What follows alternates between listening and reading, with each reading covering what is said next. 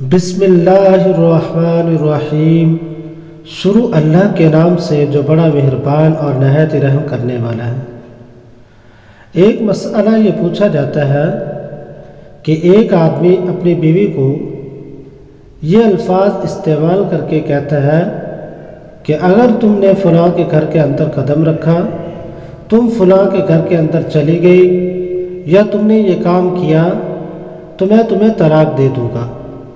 تو کیا یہ الفاظ استعمال کرنے سے کہ طلاق دے دوں گا، ان الفاظ کی وجہ سے طلاق واقع ہو جاتی ہے یا نہیں ہوتی؟ تو جواب اس کا یہ ہے کہ طلاق ان الفاظ کے ذریعے سے واقع نہیں ہوتی۔ یہ دھمکی کے الفاظ ہیں اور دھمکی کے الفاظ کی وجہ سے طلاق واقع نہیں ہوگی کہ میں تمہیں طلاق دے دوں گا۔ ہاں، اگر یہ الفاظ استعمال کرتا ہے کہ میں تمہیں طلاق دیتا ہوں، یعنی حال کے الفاظ استعمال کرتا ہے، تو پھر اس وقت اس کی بیگم کو طلاق ہو جائے گی۔ اگر ایک دفعہ کہا تو ایک طلاق، دو دفعہ کہا تو دو طلاقیں رجعی واقع ہوگی، اور اگر تین دفعہ کہا تو تین طلاقیں واقع ہو جائے گی اور وہ عورت اس سے فارغ ہو جائے گی۔